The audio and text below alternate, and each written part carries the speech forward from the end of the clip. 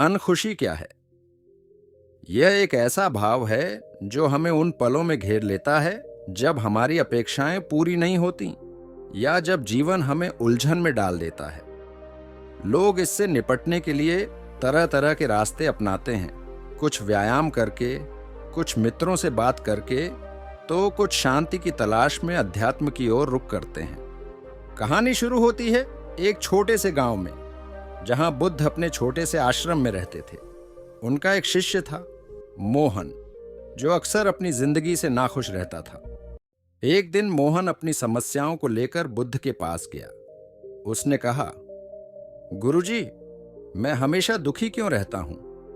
मेरे पास जो भी है उसमें मुझे खुशी क्यों नहीं मिलती?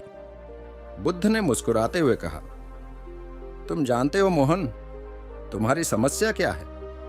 तुम हमेशा उस चीज की तलाश में रहते हो जो तुम्हारे पास नहीं है, और जो पास है उसे भूल जाते हो।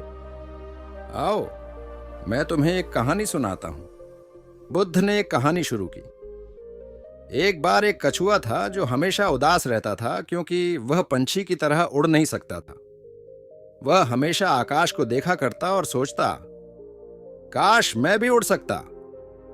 एक दिन उसने अपने एक पंछी मित्र से कहा, काश मैं तुम्हारी तरह उड़ सकता।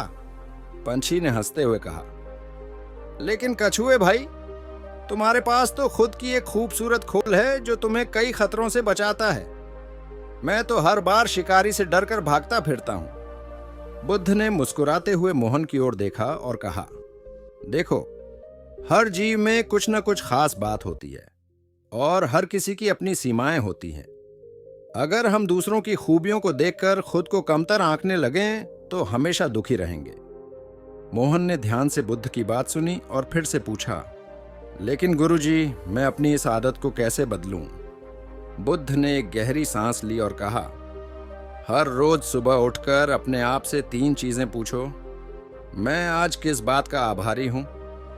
मैं आज किसे खुशी दे सकता हूं? और मैं आज किस चीज का आनंद ले सकता हूं?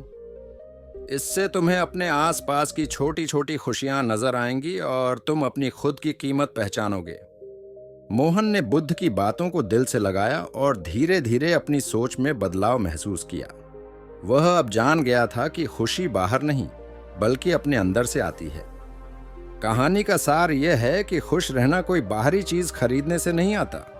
खुशी तो हमारे अपने दृष्टिकोण और सोच में बसी होती है।